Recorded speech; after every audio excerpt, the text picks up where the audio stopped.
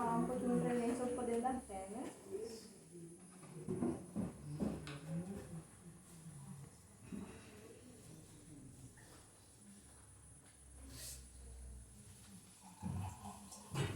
Página 164. O diabo. Respondeu-lhe Jesus: Não vos escolhi a vós, os 12, e um de vós é o diabo. João 6, capítulo 7. Quando a teologia se reporta ao diabo, o crente imagina de imediato o Senhor absoluto do mal, dominando no inferno sem fim. Na concepção do aprendiz, a religião amaldiçoada localiza-se em esfera distante, no seio de tormentosas trevas. Sim, as zonas purgatoriais são inúmeras e sombrias, terríveis e dolorosas. Entretanto, consoante a afirmativa do próprio Jesus, o diabo partilhava os serviços apostólicos, permanecia junto dos aprendizes, e um deles se constituíra em representação do próprio gêmeo infernal. Basta isso para que nós informemos de que o termo diabo não indicava no conceito do mestre um gigante perverso, poderoso e eterno no espaço e no tempo. Designa o próprio homem, quando é algemado às torpitudes do sentimento inferior.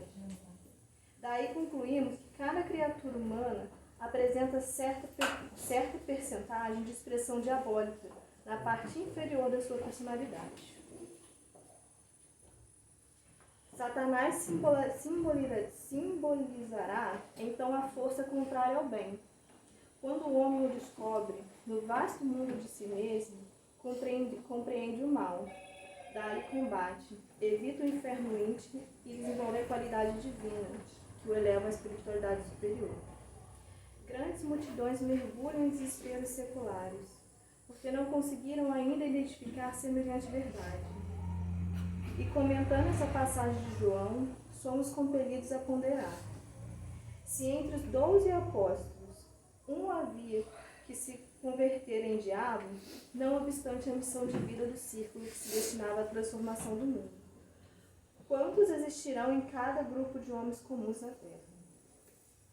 Deixa uma reflexão para a gente pensar, né? O diabo às vezes não é o nosso inimigo. Nosso inimigo somos nós mesmos.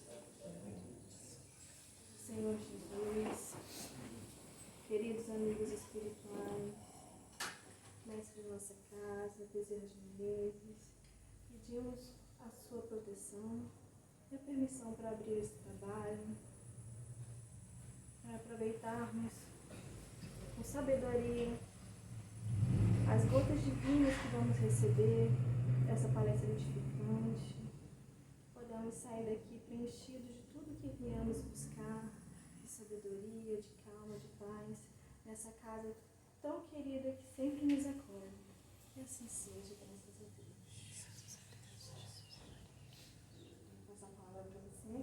No finalzinho, os nossos músicos vão fazer uma música e você faz a prestação. Sim, claro. Gente. Pode deixar.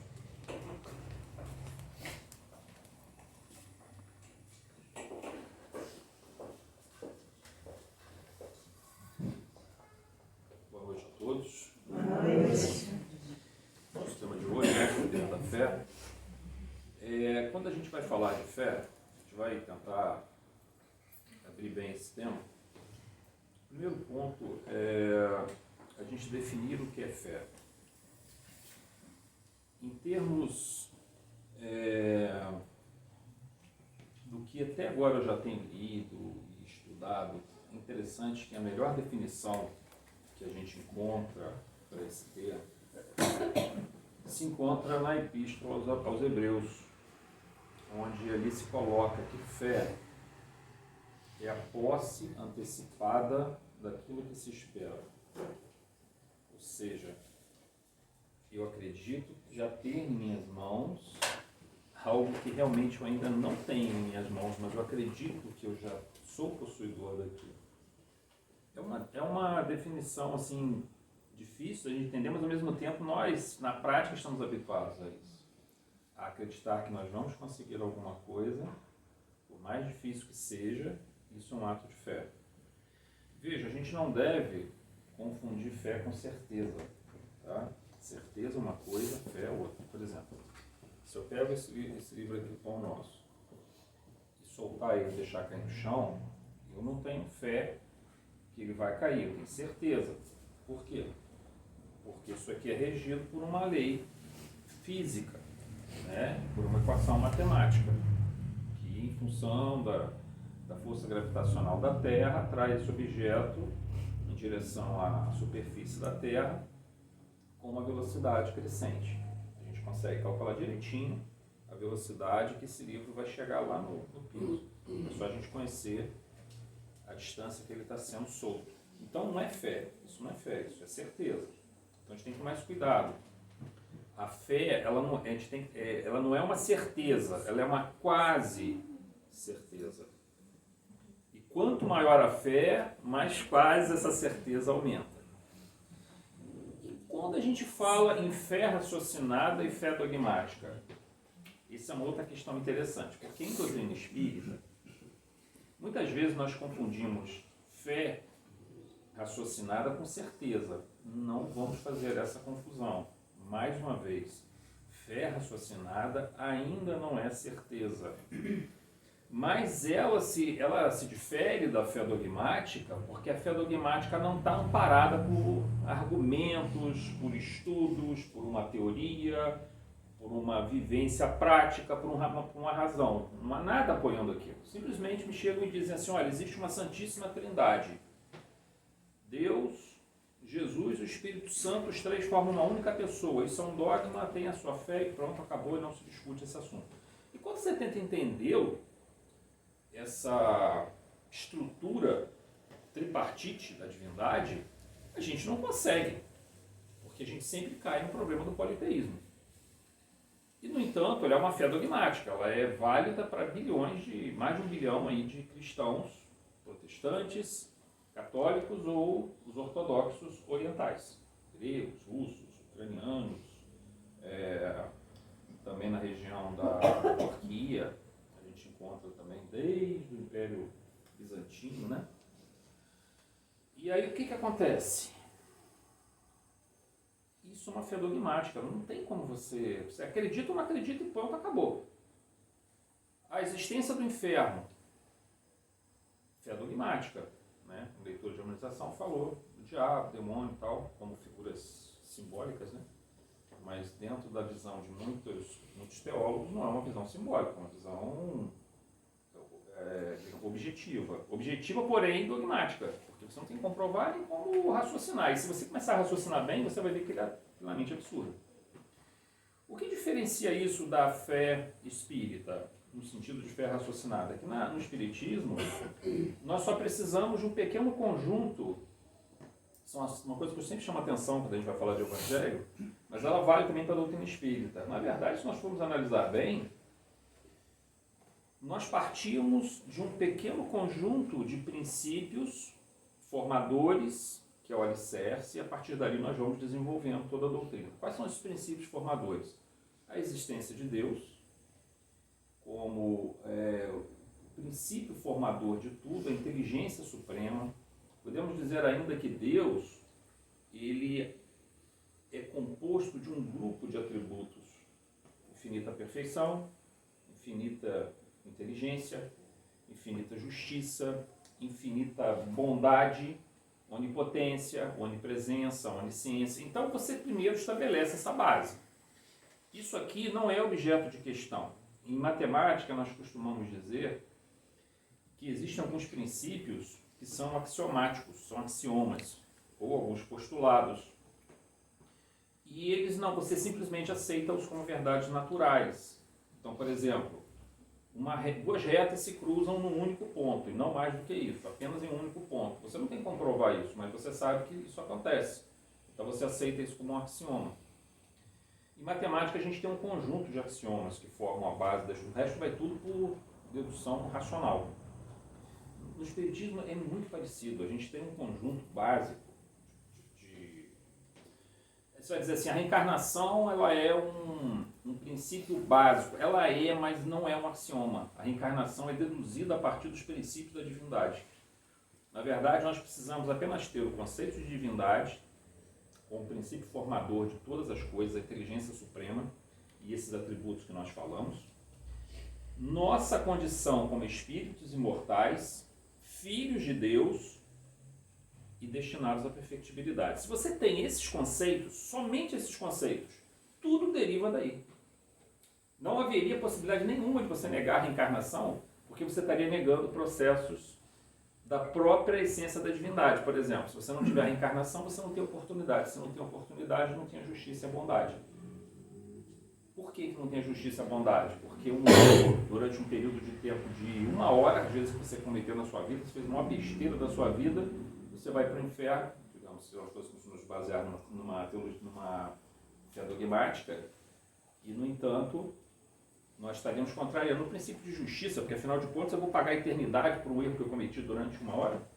Então, a gente já fere a justiça nesse primeiro momento. Aí já fere a infinita misericórdia que não dá oportunidade. Você é inevitavelmente levado para a reencarnação. É porque, na verdade, a espiritualidade é muito bonzinha com a gente. Ela forneceu o princípio reencarnatório dentro da doutrina espírita como revelação, mas se ela fornecesse para a gente só os princípios básicos, nós teríamos condições, só que num prazo muito mais longo, de ir deduzindo, chegando a essas consequências. Isso é fé raciocinada.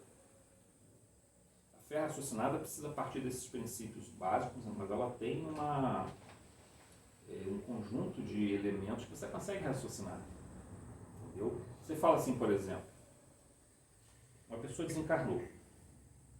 Aí o familiar está desesperado. Você vai lá conversar com ele. Você vai falar com ele de vida após a morte.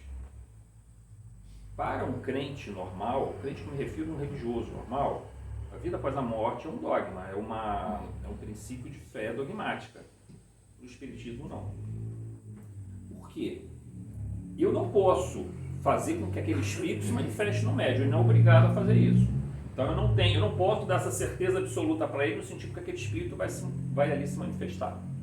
Mas nós temos uma quantidade imensa de manifestações espirituais vindas desde o século XIX que nos mostram esse princípio de comunicabilidade e de comprovação de identidade desses espíritos e de princípios espirituais fora da matéria. Então, assim, vejam que aí já muda tudo. Porque nós estamos falando de uma imortalidade, porém, com uma série de evidências, não vamos colocar aqui provas, vamos falar em evidências, porque se nós falarmos em provas, nós temos que comparar a doutrina espírita com ciência materialista. Isso é difícil, porque o que você faz dentro de um laboratório de química, por exemplo, ou de física, aqui a gente falou que a queda do livro é regida por uma equação, mas um espírito que se manifesta numa reunião mediúnica, ele não é regido por uma equação, ele tem o livre-arbítrio dele. Né? É a mesma coisa quando você vai tentar comparar a ciência exata com a ciência humana. Você tem, por exemplo, a psicologia, a psicanálise, a psiquiatria. Você não é uma ciência exata. A psique humana é uma das coisas mais complexas, difíceis que você tem, um emaranhado que você tem que ir descobrindo devagarzinho. Se você fosse um químico tentando fazer uma nova substância, você partiria de determinados conceitos que te levariam àquele resultado, mas não é o caso da psique. Então, a ciência, que nós chamamos de ciência espírita, tem que se levar em conta que existe um princípio inteligente por trás desse processo. Então, nós não temos uma prova, mas nós temos uma fé raciocinada que nos ajuda a mostrar àquelas pessoas a quantidade de espíritos que já se manifestaram, que já deram provas de sua existência. Em suma, a fé, ela não é certeza. A fé é algo que a gente agarra ela como algo que já nos pertence, apesar de nós ainda não termos ela em nossas mãos. É como aquela pessoa que tem uma doença e ela começa a se tratar e ela tem uma fé imensa que ela vai conseguir se curar daquilo, e aquilo já é um ato de fé. Ela não pode dizer que ela tem uma certeza, ela pode até falar isso, usar esse termo por conta de uma terminologia, mas é uma fé muito profunda que ela tem e que ela já confia que vai conseguir. Eu conheci um senhor uma vez, segundo centro que eu frequentei, só que nesse eu frequentei assim, na verdade participando foi o primeiro. esse senhor tinha um câncer no cérebro. E na época, isso já vai bastante tempo aí nessa brincadeira, vai uns 35 anos. E ele, nessa época, não tinha, assim, a quimioterapia não estava tão avançada, os recursos de radioterapia e tudo mais não estavam tão avançados. E ele foi condenar, ele, assim, os médicos deram 6 meses de vida para ele. Só que ele colocou na cabeça dele, não, eu vou me curar. Aí ele fazia quimioterapia e vomitava. Né? E ele tinha que comer alimentos assim, porque o que acontecia? Naquela época, os próprios quimioterápicos eram mais agressivos. Né? Então causava muita anemia, ele se enfraquecia ainda mais, e dentro desse processo, obviamente que a doença ia ganhando força. Né? O que ele fazia, cara? Ele era tão acreditava tanto na cura dele, que ele pegava bife de fígado, que tinha que tomar bife de fígado cru, para poder tomar o máximo de glóbulos vermelhos, de hematócritos e tudo mais. Ele pegava e tomava aquilo, aí não conseguia parar no estômago, vomitava, ele lá batia de novo, até que parasse no estômago. Ele, depois de um certo tempo, mais ou menos de um ano, ele ficou curado do câncer. Levou um tempinho mais, acho que um pouco mais de um ano, que ele ficou curado, de 2 a 3 anos. Um dos médicos que deu o prazo de vida para ele ter mesmo morreu antes dele. Então, assim, a gente vê que, na verdade, essa fé, no caso dele, a gente tinha certeza que ele ia se curar? Não dá para você ter certeza.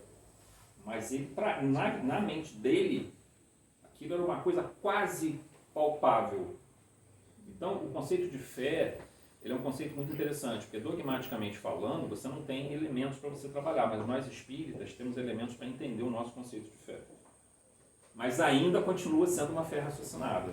Ele vai um pouquinho além daquilo que a gente consegue. Ele vai um pouquinho além. Mas a gente tem tantos elementos, existem tantas evidências, tanta literatura, tantos depoimentos, que isso e a nossa própria conexão via pensamento com a espiritualidade superior, que nós estabelecemos dentro de nós um processo de fé. A gente vai ver um pouquinho mais disso aqui na hora de falar de paz, falar um pouquinho de reunião de desobsessão, oração intercessória. Tá? Mas a fé, ela não é só essa fé espiritual, que é uma coisa enraizada em nós há milhares e milhares de anos, nós desenvolvemos isso. Ela também é uma fé humana. Tá?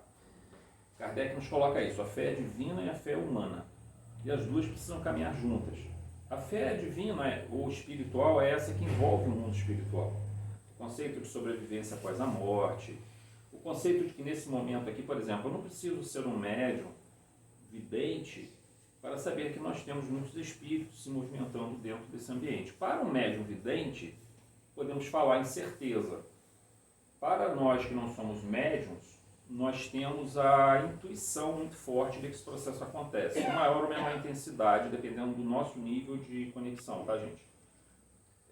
Por exemplo, lá no centro, nas segundas, quando nós fazemos nossas reuniões, tem dias que é quase visível para mim a presença quando é muita quantidade de entidade. Às vezes a percepção olfativa, cheiro de bebida alcoólica, cheiro de cigarro, do lado meu, às vezes nosso mesmo, das entidades que são trazidas. Eu não estou vendo, né? Mas aí já chega, começa a ter uma percepção sensória. Outra hora você não tem a percepção sensória, mas você tem a percepção da presença, é muito forte a presença do espírito junto do teu lado. Então você começa a ter, mas ainda assim você não tem todos os elementos para dizer como é que esse espírito, como é que é a forma dele, tudo isso fica num campo de uma fé raciocinada, tá? Dentro desse processo. Mas e a fé humana? A fé humana é aquela em que a gente acredita na nossa capacidade de alcançar alguma coisa. Por exemplo, um empresário, um empreendedor, ele tem certeza que esse negócio dele vai dar certo? Não tem, gente. Eu já fui empreendedor, já quebrei, tem outros que já deram, outros negócios meus que já deram certo. Hoje eu sou empregado, né? Trabalho na Caixa Econômica há 27 anos já. Mas voltei de novo, eu tirei uma cachaça, você ser empreendedor, sabe? Aí há uns 10 anos atrás comecei com meu filho de novo no e-commerce, trabalhando também na Caixa Econômica, a gente acaba, não tem jeito, você quando gosta de ter essa questão do empreendedorismo, né, uma coisa que fica muito entranhado, né, gente? Apesar que agora eu já não quero me dedicar só a essa parte, fazer uma parte do meu trabalho lá e me dedicar a parte mais mesmo de divulgação espírita, né, que eu acho que já passou da hora já. e você tem certeza que você vai conseguir. Mas na verdade você não tem certeza que você vai conseguir. São tantos fatores que podem derrubar o teu negócio que você vai ter uma fé em você mesmo. A capacidade que você vai ter de superar, a sua disciplina, a sua força de vontade. Se você também não tiver essa fé em você mesmo, na sua própria capacidade, o seu negócio não tem a menor chance. Agora, você tem que ter isso, pelo menos. Tem que ter o conhecimento do que você vai fazer, tem que contar com uma série de fatores que não estão nas suas mãos, mas não resta dúvida que a fé em si mesmo é um dos fatores fundamentais para nós alcançarmos algum tipo de resultado nas nossas vidas. Agora, imagina só alguém que tivesse a fé, e Kardec fala da necessidade de nós termos essas duas coisas trabalhando juntos. Imagina só se você é uma pessoa que tem uma imensa fé espiritual, uma imensa fé divina, mas você não tem fé em você mesmo. Não vai dar certo, você não vai conseguir fazer o trabalho, digamos, na parte espiritual, você vai ficar muito passivo, muito estático, porque você não acredita que você consegue levar aquilo à frente. E você tem que acreditar na sua capacidade de também levar aquilo à frente. O trabalho na casa espírita, para nós, é um grande desafio, porque ele coloca essa necessidade da fé divina e humana juntas. Você vai fazer uma palestra, você vai dizer assim, não, eu tenho fé que os nossos mentores vão estar ao nosso lado. Mas se você não acredita que você vai ser capaz de estudar e aprender aquilo, entendeu? O mentor não vai ficar te carregando no colo a vida toda para você fazer palestra, entendeu? Então, você tem que acreditar que você é capaz de estudar, de se desenvolver, de falar, de perder a vergonha, né? Então, ou seja, essa é a questão da fé divina e humana, elas caminham juntas sempre. E essa fé humana, ela é tão poderosa e não pode ser deixada de lado. A gente vai falar rapidamente aqui sobre uma coisa chamada efeito placebo. Acho que eu até já falei sobre isso aqui, mas a gente vai só relembrar um pouquinho, para a gente ter uma ideia como é que a nossa mente é poderosa e o quanto ela, trabalhando junto com a fé divina, ela é capaz de mover montanhas mesmo. Vocês sabem que o efeito placebo, ele na verdade ele é digamos, um mecanismo do nosso cérebro, do nosso sistema nervoso, do nosso sistema endócrino, imunológico, mas todos eles coordenados pelo cérebro, pela nossa psique também, onde nós podemos produzir no nosso corpo determinados efeitos ou produzir mudanças bioquímicas mensuráveis, né? Capazes de trazer saúde, diminuir dor, diminuir inflamação, diminuir reação imunológica muito forte, no caso de doenças autoimunes, processos inflamatórios graves, né? Então, por exemplo, quando você vai lançar um medicamento no mercado, uma farmacêutica ela tem que fazer o efeito placebo. Ela não tem como lançar um medicamento sem não fazer o teste do placebo. Por quê? Você vai lançar um analgésico, tá? Para um determinado tipo de dor, digamos, cefaleia, dor de cabeça. Ora, se você lança o princípio ativo do medicamento, você tem que ter um percentual de melhora das pessoas que fizeram o teste. Digamos que você pegue 1000 pessoas para fazer aquele teste, tá? Daquelas 1000 pessoas, digamos que 25% melhoraram da dor de cabeça, ou diminuiu bastante, ou 30% melhorou bastante, ou diminuiu aquela dor de cabeça daquelas pessoas. Beleza, maravilha. É um bom remédio, não é ruim. Não vai curar sempre, mas ele tem um resultado razoavelmente mensurável. Mas ele não vai de nada esses 30% se eu não fizer o teste do placebo. Por quê? Porque eu posso pegar 1000 pessoas, dar a elas uma pílula de farinha com açúcar, revestida, um comprimido, uma cápsula, né? Revestida, que ela não vai sentir o gosto da farinha com açúcar, ele vai se dissolver só no sistema gastrointestinal, e 30% dessas pessoas melhoram, às vezes, com um efeito placebo. Aí você vai dizer assim, teve resultado? No princípio, não teve. Se para aquele grupo que foi testado, se o medicamento ativo não superou o efeito placebo, ele não tem eficácia. Ele precisa superar razoavelmente o efeito placebo. Digamos assim, o efeito placebo deu 15% de melhor ou 20% de melhor. O medicamento tem que dar uns 35%, 40%, senão ele não é efetivo. Ele está dentro de uma margem de erro que se você der pílula de açúcar com farinha vai dar o mesmo resultado. Então você não precisa gastar remédio na farmácia, né? Então, mas aí vem a questão para como é que funciona isso? Por que eu, quando tomo uma pílula com farinha, de açúcar com farinha, eu consigo diminuir minha dor de cabeça? Bom, Esse é o ponto mais interessante desse processo. A pessoa acredita estar tomando um medicamento de princípio ativo, tá? Ela não sabe que ela está tomando efeito placebo. Isso é muito importante de deixar claro aqui. É o que a gente chama de teste duplo cego. Nem o experimentador sabe qual é o placebo, qual é o princípio ativo, para ele não influenciar pelo gesticular, pelo visual, pela linguagem corporal, para a pessoa. Eu falei, você está tomando aqui um efeito placebo. Mas sem falar, você sabe que a linguagem corporal ela diz muito. Então, o duplo cego é assim. Nem quem está recebendo sabe, nem quem está dando sabe. Só quem está controlando o experimento é que consegue identificar e não conversa com os experimentadores. Só quem está no controle da experimentação que sabe o que é placebo e o que não é placebo. E aí o que se descobriu? Isso já vem desde o século XIX, tá? Na Segunda Guerra Mundial esse processo se desenvolveu com mais intensidade quando se observou que em alguns casos, em mutilações muito sérias de combatentes, quando acabava a morfina, e não tinha como aplicar mais morfina, teve um médico que teve a ideia de começar a dar soro. E havia melhora na dor do paciente. Com soro fisiológico, na veia, soro fisiológico. E aí começou-se a estudar o efeito placebo. Descobriu-se que, de fato, uma parte daqueles, não todos, é claro, mas uma parte daqueles feridos reagiam positivamente ao uso do soro. Aí começou-se a hipótese de que aquilo era uma autossugestão.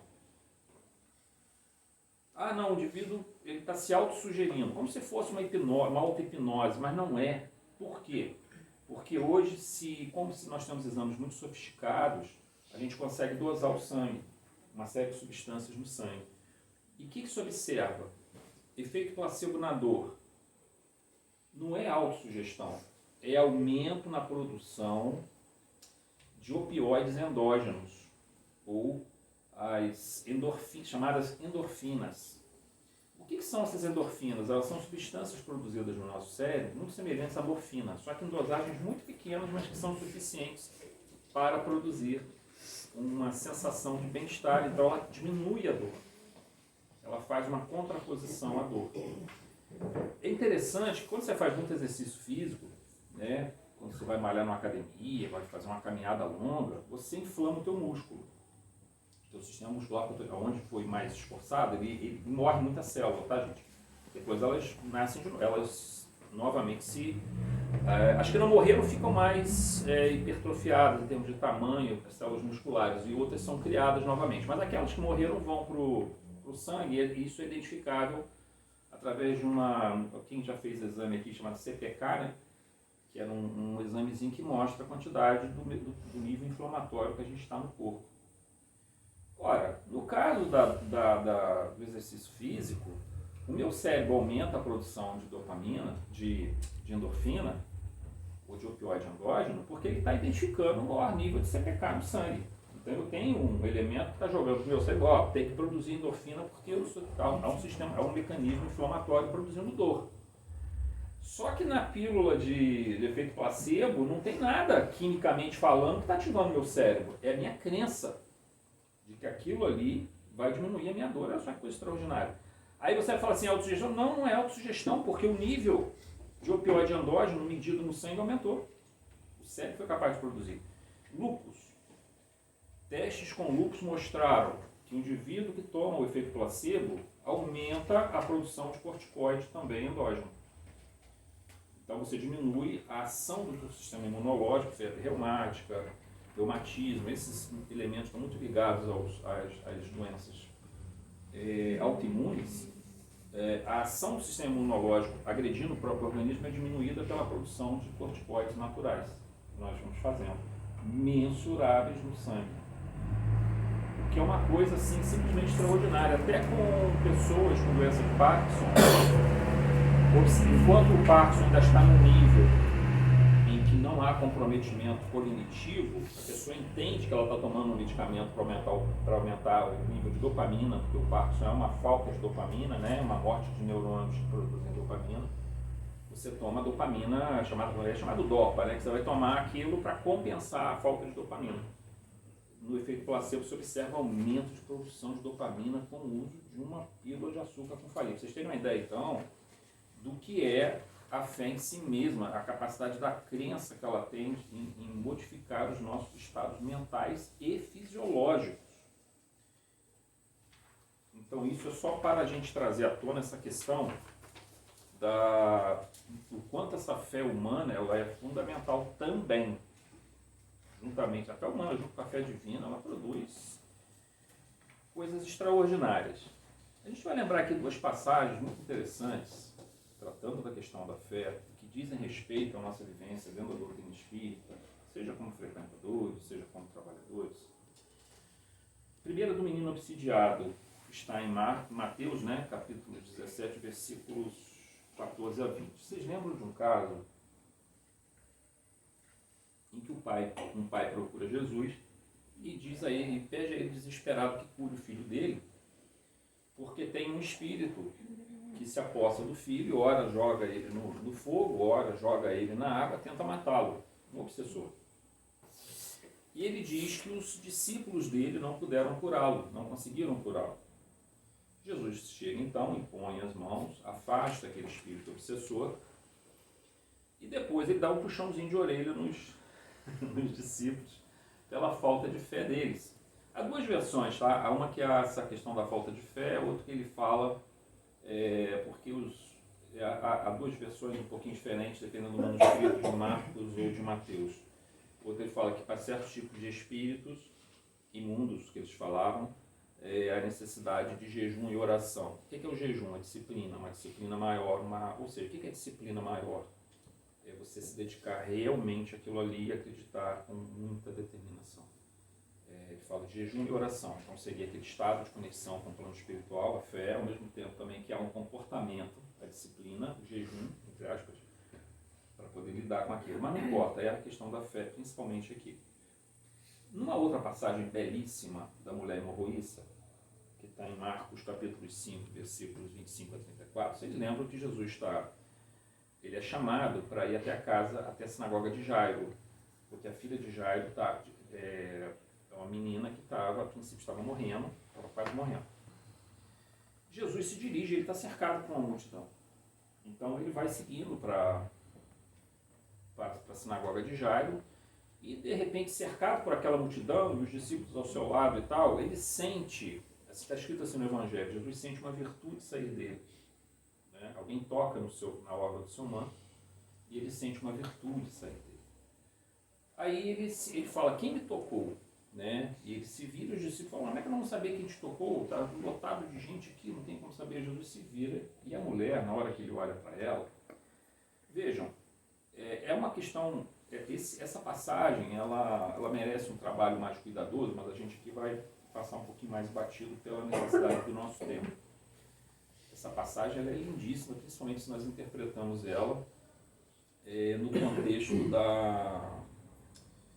da forma como Marcos elaborou a redação de toda essa passagem, uniu todas essas passagens de Jesus ali. Mas o importante a gente observar é que quando Jesus olha para ela se ajoelha, porque ela se sente culpada, porque ela não poderia tocá-lo, uma vez que ela se encontrava impura, digamos assim. Ela tinha um sangramento, e esse sangramento pelo Levítico tornava ela impura. E aí, ela há 12 anos ela sofria disso. Então essa mulher sofria muito, né? Mas mesmo assim ela, por questão dessas convenções religiosas e sociais daquela época, e isso está lá no Levítico, que é um dos livros do Pentateuco Mosaico, ela se ajoelha, né? Assim, como que pedindo desculpas por aquilo, mas ao mesmo tempo ela está feliz, porque ela sente que houve uma cura, ela sentiu alguma coisa. Da mesma forma que Jesus sentiu uma virtude saindo dele, ela sentiu uma virtude chegando até ela. Né? Então Jesus fala para ela, minha filha, a tua fé te curou, segue em paz e fique livre desse mal. Ora, a gente vê que nesse caso há uma fé aqui mais de quem recebe do que de quem está fazendo a doação, porque Jesus já estava num contato natural, espontâneo, o tempo todo com o plano espiritual e com Deus. Ele vivia, quase que podemos dizer assim, uma dupla dimensão. Uma dimensão material, onde ele estava encarnado, mas ele estava o tempo todo em desdobramento, o tempo todo num processo de vinculação. Eventualmente ele também, vocês observem que algumas vezes, ele se afastava dos seus discípulos para ir orar sozinho no deserto. Ele precisava também desses momentos, de sair daquela confusão para poder conseguir. Mas, no geral, ele estava sempre, digamos assim, se você é uma pessoa doente e se aproximava dele, naturalmente aquele fluido sairia para você, porque ele estava o tempo todo pronto para essa doação. Mas é muito importante nesse caso, o que chama atenção é a fé dessa mulher. Aqui, o que é a fé, como a gente falou no início, está lá em Hebreus? É a posse antecipada daquilo que se espera. Aquela mulher esperava, ela tinha assim, essa convicção de que ela seria curada se ela tocasse a orla do manto de Jesus, e foi suficiente para que aquela energia saísse, esses fluidos, e realizassem a cura nela. Essa passagem é maravilhosa. O carinho com que Jesus se dirige a ela, a maneira como ele fala com ela para seguir em frente e ficar livre daquele mal, que a fé dela curou ela, é uma lição preciosíssima para a gente, pelo que a gente vai ver daqui a pouco. Vejam, na casa espírita, e aqui nós estamos falando, mais uma vez, de fé raciocinada. No espiritismo, gente, não há lugar para fé dogmática, tá? Porque tudo que nós colocamos como fé, mesmo que não seja uma certeza, mas ela tem uma base para a gente desenvolver aquilo. Por exemplo, cura espiritual. Você vai estudar as curas de Zé Igor, lá em Congonhas do Campo, na década de 60, final da década de 50. Por mais complexos que sejam esses processos, por mais difíceis que eles sejam, e você possa tentar tratar isso apenas pelo campo da fé, mas você também consegue tratar pelo campo da ciência, até porque chegaram a ter até médicos dos Estados Unidos para estudar o caso Igor, né? E foram filmagens, existem filmagens ainda da época preservadas desse material, dos exames que foram feitos nas pessoas, de fichas de exames posteriores que mostraram as cirurgias que foram feitas ali, muitas das vezes com bisturi ou sem bisturi. Na verdade não era bisturi, era um canivete enferrujado que eles usavam. E o mais incrível desse processo de cura do José de Góes era que você tinha um canivete enferrujado, cortando uma área sensível, irrigada, com muitos vasos sanguíneos e terminações nervosas. A pessoa não sentia dor, não tinha sangramento, não tinha infecção. Então havia muito fluido de efeitos físicos ali sendo utilizados. Era um grande doador de efeitos físicos. E o Dr. Fritz era um dos médicos, talvez não o único, né, porque a gente acredita que houvesse outros médicos juntos dentro desse processo, trabalhando nos mecanismos de cura. Mas quando você olha isso, vai dizer assim, não, aquilo ali não é uma... Você não vai se ajoelhar e dizer assim, não, isso aqui é um ato de fé. Não é só um ato de fé, a fé ajuda para quem recebe, porque ela coloca numa condição de receptividade do processo. Mas do ponto de vista do fenômeno, há um campo para a gente estudar até certo ponto. A gente não conhece todos os detalhes desses mecanismos de cura em cirurgias espirituais, mas nós conhecemos alguma coisa que nos foi passada, seja por estudos, por exemplo, o Hernani Guimarães Andrade, né, o próprio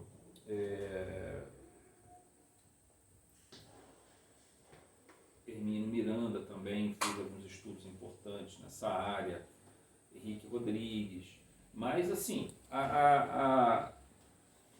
os elementos que nós temos em termos de revelações espirituais, de psicografias a respeito desse assunto, nos ajudam bastante a compreender tudo, a complexidade, mas não o detalhamento, de fato, é muito difícil para nós.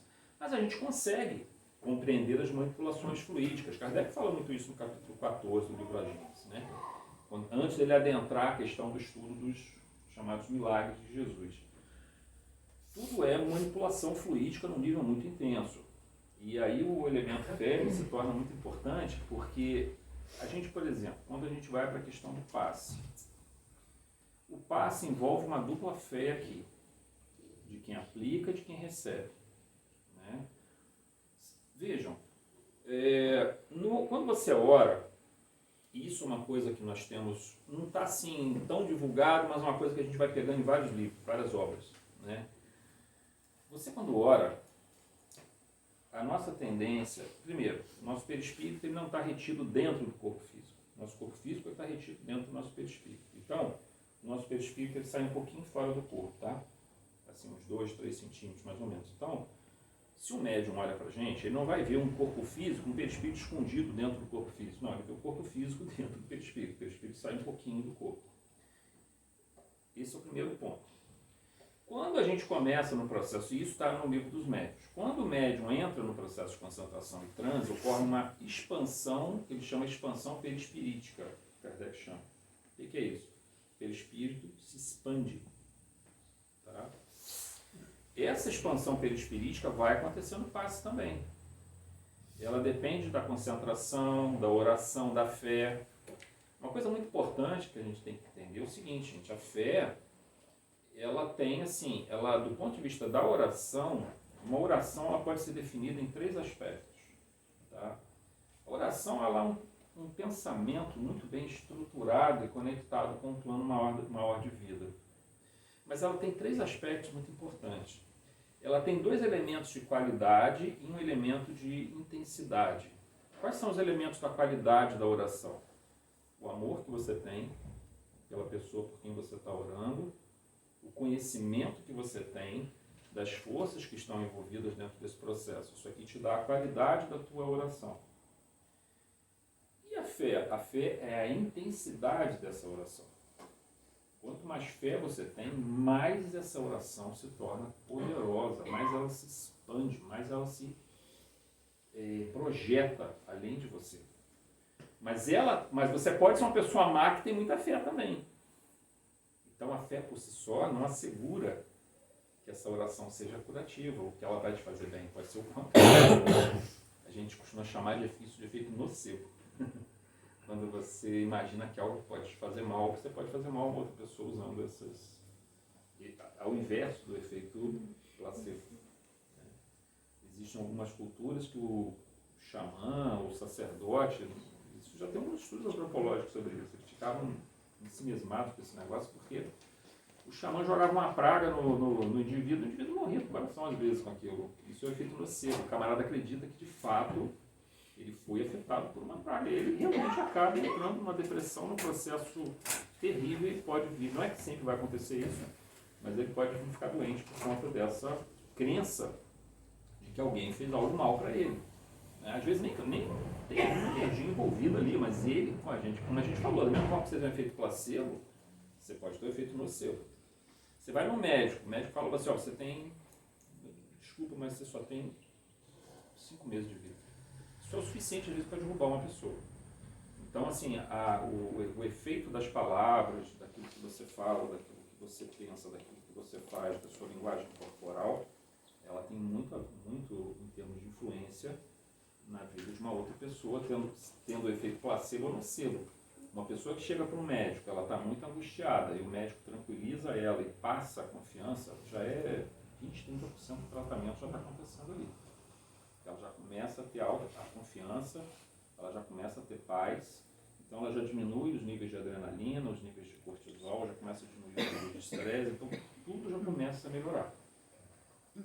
Claro que não é o tratamento completo, mas já é uma parte desse tratamento. E o inverso também pode acontecer, né, dentro dessa situação. Na hora do passe, ocorre essa expansão perispirítica do médium. Tá? O médium também está tomando fluido vital. Entende-se que o médium conhece os mecanismos do passe, conhecimento, os mecanismos que estão envolvidos. Entende-se que o médium se colocou ali na disposição de ajudar. Esse é alguém que recebeu essa oportunidade e é muito grato a Deus por ter a oportunidade de fazer o bem a uma outra pessoa. E nós temos visto o potencial curativo do passe. Quem trabalha, às vezes a pessoa que frequenta, talvez não perceba, só frequente, né, a casa espírita, talvez não perceba. Mas quem está assim, mais habituado ao trabalho mais constante na casa e aplica os passes, observa o processo de fluidoterapia, a gente vê que a aplicação de passe ela tem um efeito impressionante em termos de melhoras da condição da pessoa. Inclusive para problemas que às vezes são distúrbios neuróticos. A gente chama de neurose uma ampla gama de aflições mentais, tá, gente? Como, né, a gente falou isso no domingo lá no seminário lá.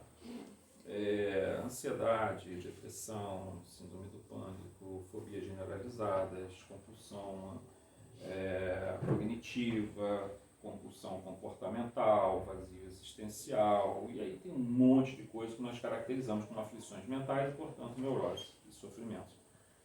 Nós tivemos uma companheira nossa que ela estava sofrendo de síndrome do pânico, ela não saía da cama.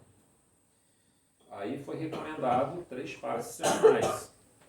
E ela não tinha como ir no centro sempre. Ela só ia na sexta-feira ao centro, conseguia ir na sexta-feira. Todos os 2 dias nós íamos na casa dela. Em 3 semanas, né, ela apresentou uma melhora extraordinária. Ela saiu do quadro. Né? E houve, obviamente, um tratamento espiritual também direcionado, mas o passe ele tem uma capacidade de reestruturação das energias perispiríticas muito importante. Só que aí, o que acontece? A gente falou, a qualidade do passe, você tem o conhecimento do passista e o desejo dele de fazer o bem, o amor. Agora, eu preciso ter a fé. Essa fé, esse poder da fé do passista, ela vai ser fundamental, porque ela vai potencializar esse campo de energia. O quanto ele vai se expandir, o quanto ele vai alcançar aquela pessoa. Por outro lado, aquele que recebe não pode se bloquear. Se ele se bloqueia, não é que ele não vai ser beneficiado, mas ele é menos beneficiado. Lembremos o caso da mulher hemorroísta. Se você se coloca numa posição de receptividade e de acreditar que você vai ser ajudado, você já está começando o seu processo de autocura. Já começou ali. Até pela própria fé humana. Já começa o processo de autocura. Se você recebe esse influxo espiritual de energias, você começa um reequilíbrio do perispírito. Óbvio que a ação na cabine de passe, ela não atua no primeiro momento diretamente sobre o corpo físico. É uma atuação indireta. Ela primeiro atua sobre o perispírito e do perispírito vai aos poucos trabalhar o corpo físico. Mas essa reorganização energética do perispírito é muito rápido, tá, gente? A capacidade de equilíbrio. Agora tem que ter da parte da pessoa que recebe também essa questão de poder estar bem receptivo. Então envolve também a fé. Outra coisa, trabalho de desobsessão. No trabalho de desobsessão, vejam, você tem o quê? Você tem os médiuns, você tem uma mesa mediúnica, os médiuns, as entidades serão trazidas e, de acordo com a programação espiritual, alguns será possível, para algumas, só o choque anímico, que nós chamamos. O que é o choque anímico? Ela se aproximar do médium, dessa expansão perispirítica do médium, que está repleta de fluido vital. Fluido vital é um fluido só do encarnado, tá? O desencarnado não tem fluido vital, mas o desencarnado muito apegado à matéria, que está ainda muito apegado ao plano material, em geral em condição de sofrimento, o fluido vital faz bem a ele.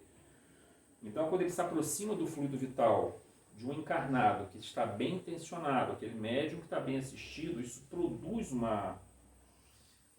é como se fosse uma chacoalhada naquele espírito ali, que ajuda ele desperta a memória. Ele está muitas vezes inconsciente, ele está meio desmemoriado, ele não sabe bem, aquilo ajuda a despertar a memória dele, e aí a continuidade do tratamento às vezes é feita só pela espiritualidade, porque só precisava ter esse primeiro contato mais forte com a parte fluídica mais densa, que é o fluido vital, tá? Todos nós encarnados temos. Quando desencarnamos, o fluido vital segue o nosso espírito com o nosso perispírito, mas quando estamos encarnados, nós temos fluido vital. E no passe também é transferido muito fluido vital também, tá? O fluido vital tem uma característica. Ele pode atuar direto no corpo, dependendo do nível de entrosamento do passista. Aí depende de vários fatores, tá? O entrosamento do passista com o seu mentor. A intensidade do fluido do passista. Nem todos os passistas conseguem doar muito fluido vital, tá? Porque isso é um atributo que a gente observa, que alguns têm essa capacidade maior, outros menor. Mas todos têm a capacidade de aplicar o passe como expansão perispirítica. Eu queria que vocês prestassem atenção nisso, porque expansão perispirítica é a expansão do perispírito. Isso todos podem fazer se estiver bem concentrado, bem focado, através da oração, através da fé. Agora, a doação de fluido vital depende um pouco do organismo do médium. Então, alguns vão ter essa capacidade, outros vão ter um pouco menos. O que acontece é que quando o tratamento envolve fluido vital, e aqui estamos falando de fé também, a capacidade que você tem de se concentrar e liberar fluido vital. E chega a tal ponto que você sente na tua mão como se fosse uma bola de energia na tua mão. Você não consegue, às vezes, aproximar uma mão da outra.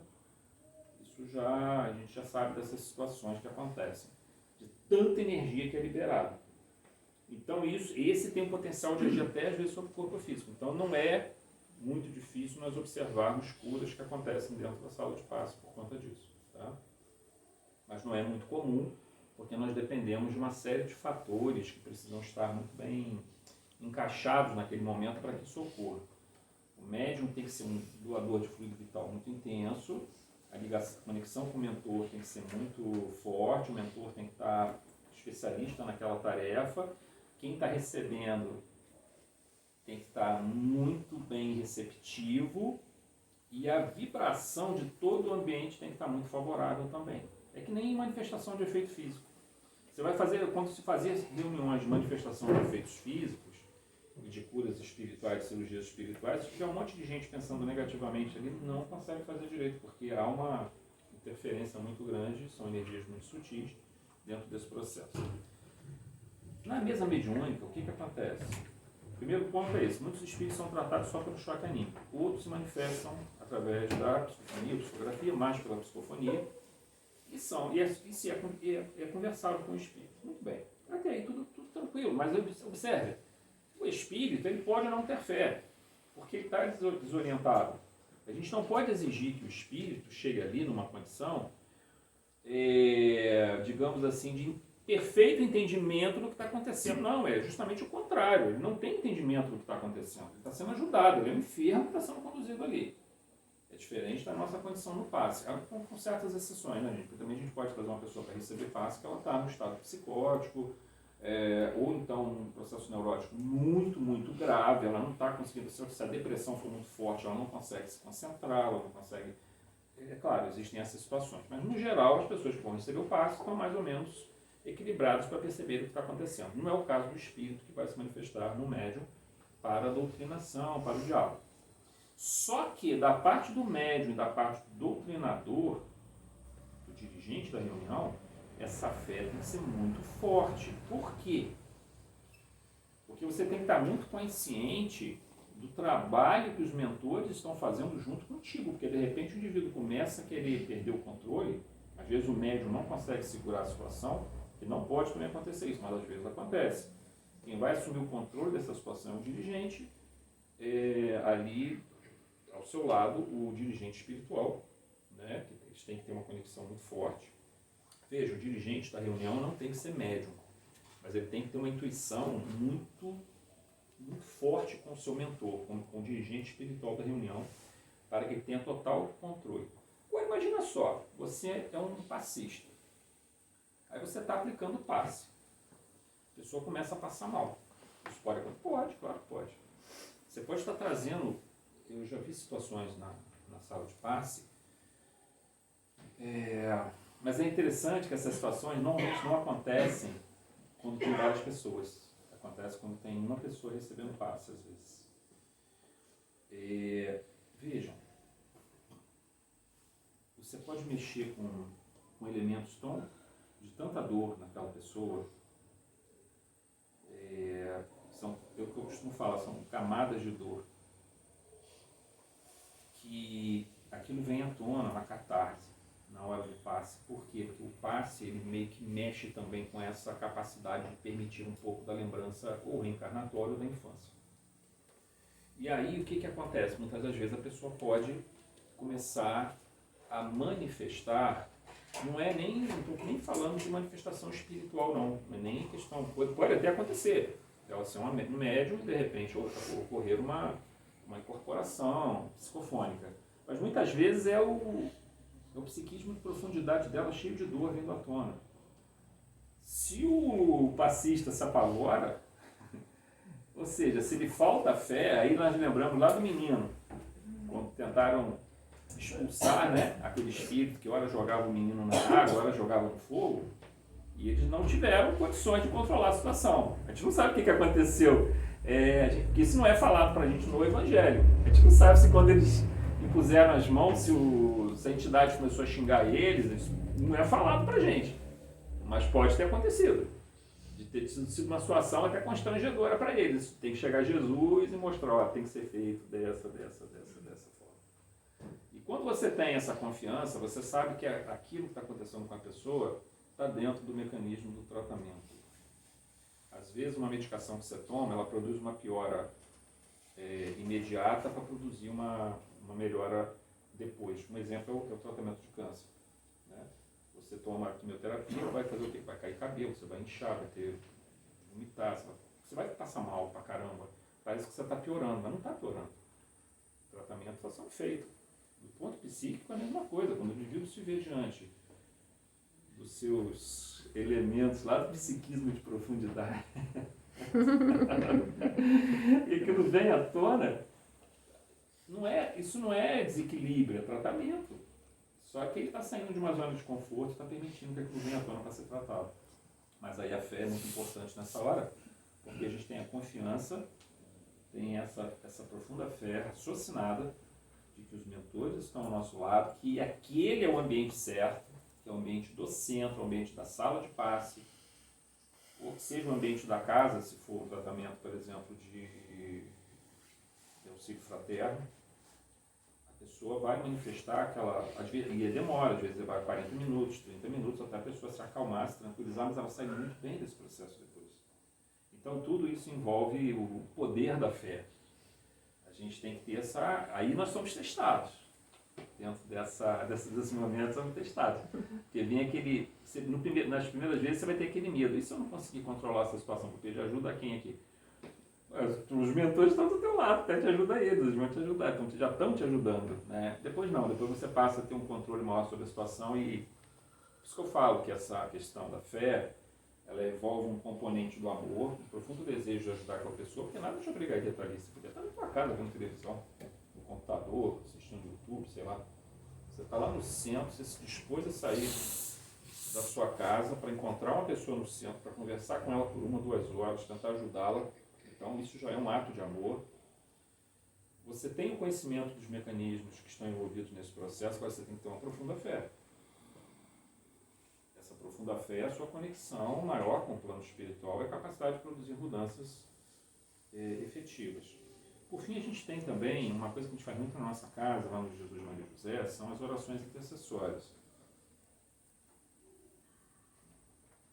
Nós realizamos essas orações nas segundas e quintas.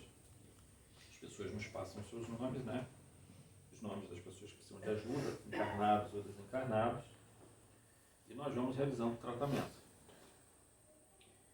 Quer dizer, nós não, né? A gente só coloca o nome, faz as citações nominais, às vezes a pessoa pede para não citar o nome, a gente deixa para o final e eu só mentalizo o nome da pessoa, mas normalmente as pessoas não se preocupam que o nome seja colocado. E aí, a gente observa situações muito, muito interessantes de curas e de melhoras que são, principalmente em crianças. Crianças é impressionante, eu não sei por que razão exatamente, mas a gente entende que há uma especialização também na espiritualidade dos tipos de tratamento. Alguns são voltados mais para os distúrbios de natureza comportamental, né? Distúrbios emocionais, distúrbios cognitivos, outros mais para o tratamento de doenças físicas, outros mais para o tratamento de espíritos desencarnados, outros para crianças. Então, assim, a gente observa que tem muito essa questão. E espíritos em desequilíbrio, é claro que no direcionamento desse tipo de trabalho é bom que nós tenhamos médiums que possam estar recebendo as informações e passando para a gente, mesmo que seja por via intuitiva muito forte, mas precisa estar, porque a gente fica meio, eu, por exemplo, como eu estou dirigindo a oração, eu fico meio cego, entre aspas, dentro desse processo. Às vezes não. Por exemplo, teve uma companheira nossa que desencarnou em 2019 e a gente sabia que ela estava tendo problema, já tinha ouvido, mais de uma pessoa já tinha falado para a gente que ela estava aparecendo em sonhos e tudo mais e estava pedindo ajuda. E nós fizemos essas orações por ela, intercessórias, e pelos que nós sabemos já houve uma melhora bastante significativa do estado dela. E aí eu fiz uma coisa que nem aconselho muito a se fazer, mas era uma pessoa tão querida, não dessa casa, da nossa casa aqui, de uma outra casa, que a gente conheceu em outra casa, nos nossos estudos, que em casa mesmo eu fazia oração conversando com ela. Em minha oração de manhã cedo eu chamava ela no pensamento, conversava com ela, e eu sei que não é o certo, não, o local para isso é o centro espírita, tá? mas eu senti muita necessidade de fazer isso. Também fazíamos na oração intercessória, e as informações que nós temos recebido e a impressão que eu estou tendo também quando ela aparece mais ou menos no meu pensamento é de uma face mais tranquila, menos angustiada. Graças a Deus eu acho que ela está bem agora, está em processo pleno de recuperação. Mas tudo isso envolve um elemento de fé muito, muito intenso, né? É o poder da fé.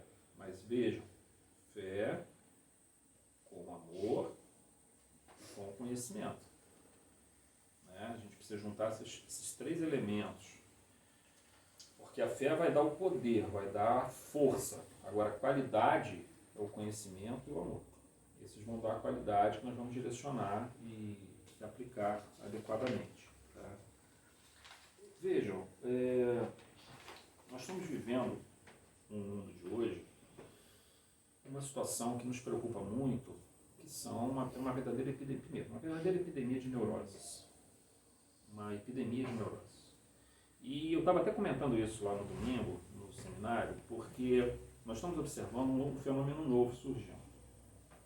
Em função das redes sociais, da internet, dessa comunicação muito intensa e da própria exposição que as pessoas vão se colocando dentro das redes sociais, nós estamos criando novos tipos de neuroses. Elas não estão tão claras no primeiro momento, mas elas já existem. Por exemplo, a gente comentou muito a questão da pessoa sentir que ela é acompanhada por outras pessoas. Ela precisa ser reconhecida. Ela não consegue, ela mesma, ser suficiente para trazer. O ato de se amar não é suficiente para ela. Ela precisa ser reconhecida por um monte de pessoas. E isso cria uma neurose gravíssima. Por quê? Você começa a se expor a tua vida, expor a sua intimidade, e as pessoas começam a te seguir. Só que esse fenômeno ele é muito dinâmico nas redes sociais. Por quê? Porque daqui a pouco chega uma outra pessoa, apresenta um outro produto e você vai seguir aquela outra pessoa. E daqui a pouco aqueles likes, aqueles views começam a cair no Instagram, no YouTube, seja onde for, e a pessoa vai começar a entrar numa tristeza profunda, porque cada vez que ela vê o número de seguidores dela cair para ela, é como se fosse o fim do mundo. E olha que eu não estou falando nem de questão do dinheiro, porque às vezes tem pessoas que usam isso no sentido financeiro, abrir um campo, né, para muita pessoa ter assim, um ganho financeiro, que é bem interessante isso, uma nova forma de emprego dentro das redes sociais. Mas muitas pessoas não estão ali pelo dinheiro, elas estão ali buscando reconhecimento. Mas a gente não tem que estar buscando reconhecimento. É que nem caridade. Você vai fazer caridade, aí a pessoa tem que saber quem que foi que fez, quem que deu aquela cesta básica, quem que comprou o remédio, quem que ajudou aquela pessoa a pagar o aluguel. Não tem que saber, cara. Não tem que haver reconhecimento. Faz o bem e segue em frente. É só isso que a gente tem que fazer. E quando você começa a buscar reconhecimento, é porque você não está tendo capacidade você mesmo de se completar. E aí a gente começa a identificar um mecanismo que estava um pouco adormecido, mas que começa a se mostrar. Mas não é só isso. Há uma série de outros problemas acontecendo, porque as mudanças estão sendo muito rápidas, muito rápidas, e nós não estamos tendo tempo nem de receber um feedback, se isso é bom ou se é ruim, e não estamos tendo tempo de nos adequar a esse desconhecido. Ou seja, a essa quantidade de informações e de mudanças. Por exemplo, eu vou falar um tema que não devia nem falar, porque outro dia eu queria até que eu fale isso em Valença, Viver Reborn, né, essa moda que estava surgindo. Isso é uma neurose, gente. É uma neurose por contágio social, tá? Que é um outro campo também que a gente tem que começar a estudar, chama-se contágio social.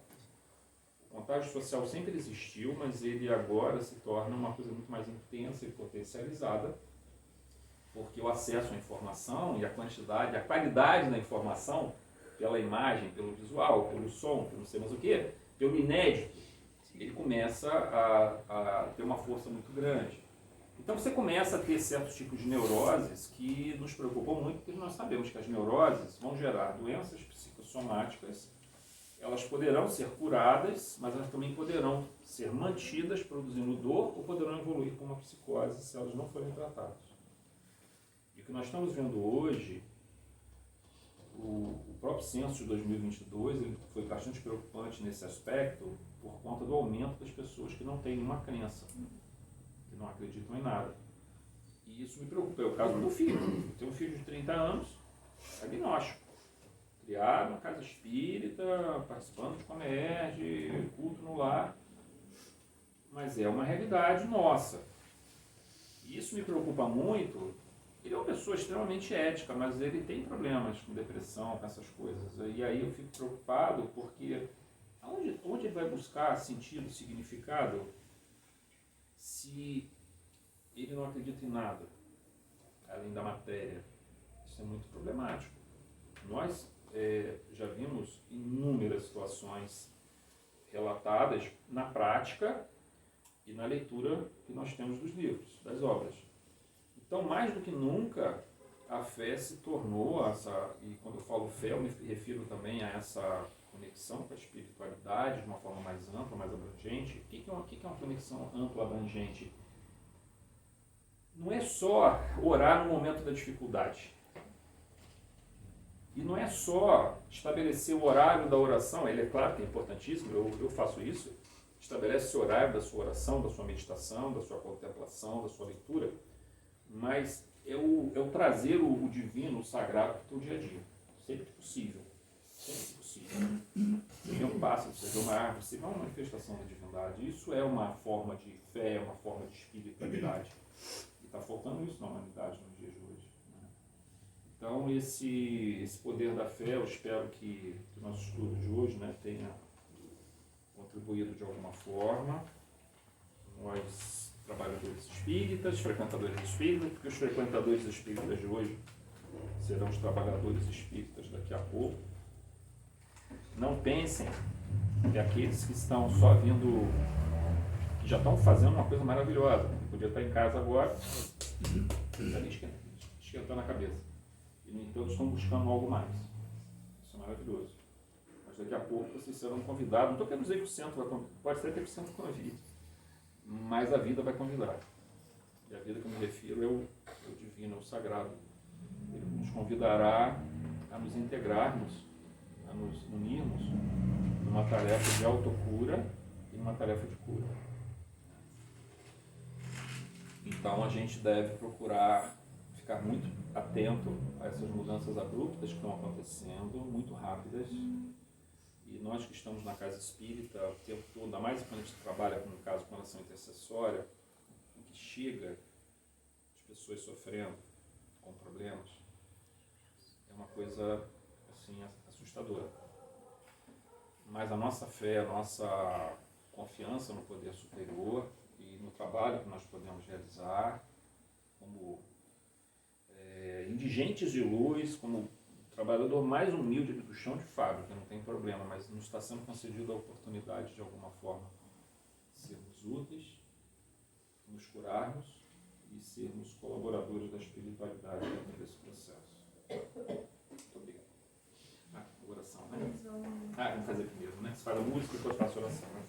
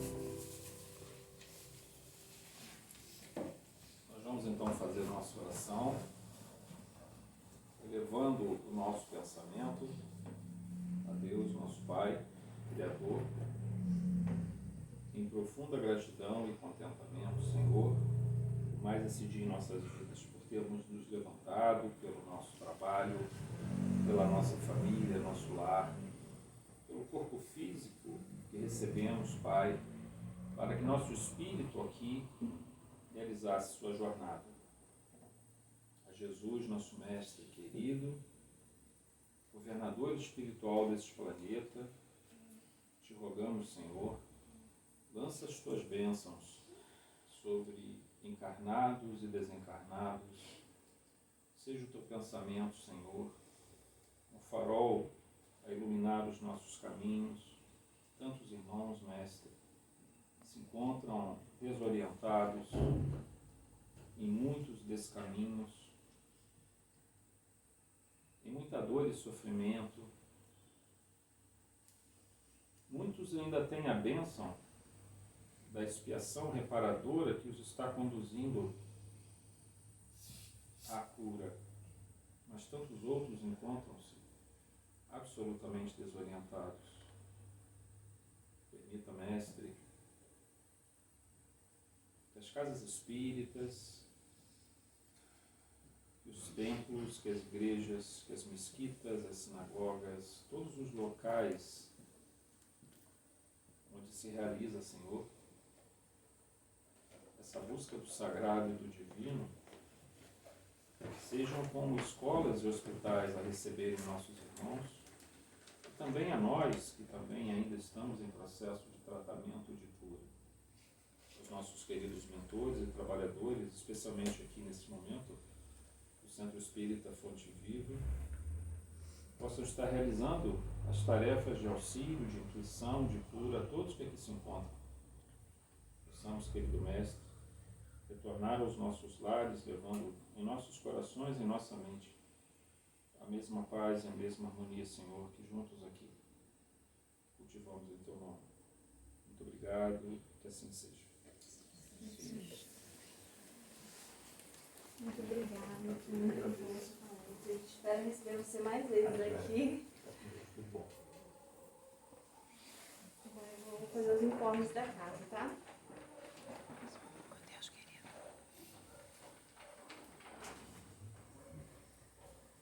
Às terças-feiras a gente tem a nossa palestra, que começa às 7h30, vai até às 21h. Quarta-feira nós temos o estudo da mediunidade, aberto ao público, todo mundo pode participar, não precisa esperar ser convidado, é só chegar, começa todas as quartas às 7h30. Na quinta-feira a gente tem um estudo sistematizado da doutrina, também é muito legal ver a Lucinha que preside, é muito legal também. E a sexta-feira nós temos o tratamento espiritual.